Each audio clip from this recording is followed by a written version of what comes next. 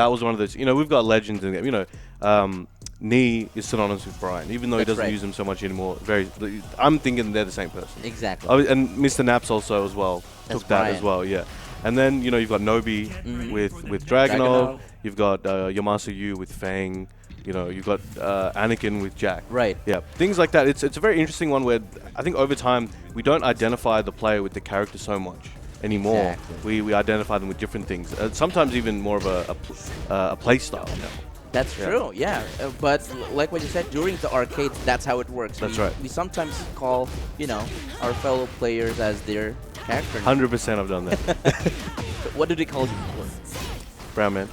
Just Brown Man. All right. I've always been Just Brown a popular guy in the arcades then. But going back to the matchup right here, Kronjuvel with a DF2. Look at this. This should be enough with the right combo. Amazing. Look at that. You can even hear the buttons, the clack, and how they're really pressing that hard just to get that extra damage. They might need to get some karaoke buttons in case they break their own. No.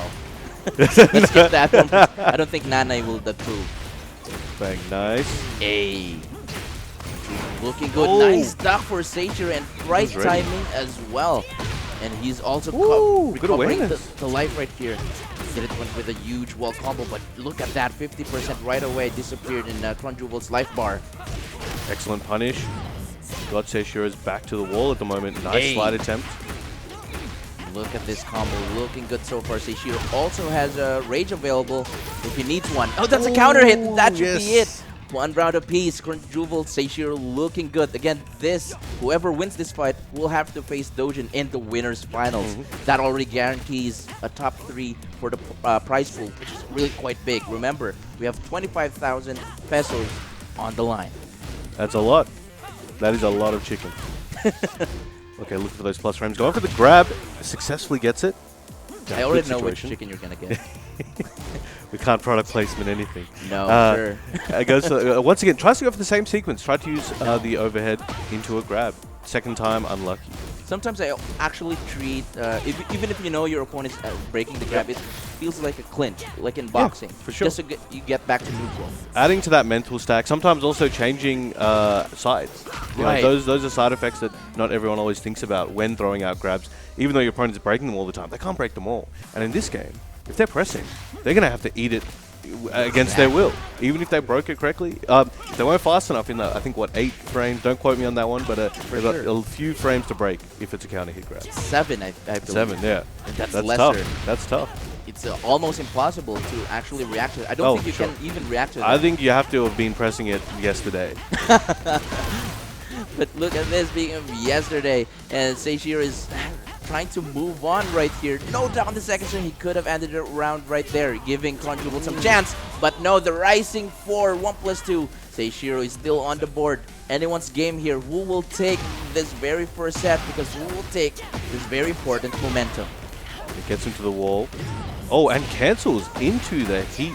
Interesting, and still has heat available. Very smart for Seishiro. He also has the lightning glare available. Punishing second string. Kronjuvel, no good talk. I think this is a near perfect. Just like that, Seishiro getting that first win. It started as, you know, Kronjuvel was getting those wins. He was very confident, catching Seishiro with a lot of the F2s and an Altair hop kicks. What a sudden change of pace.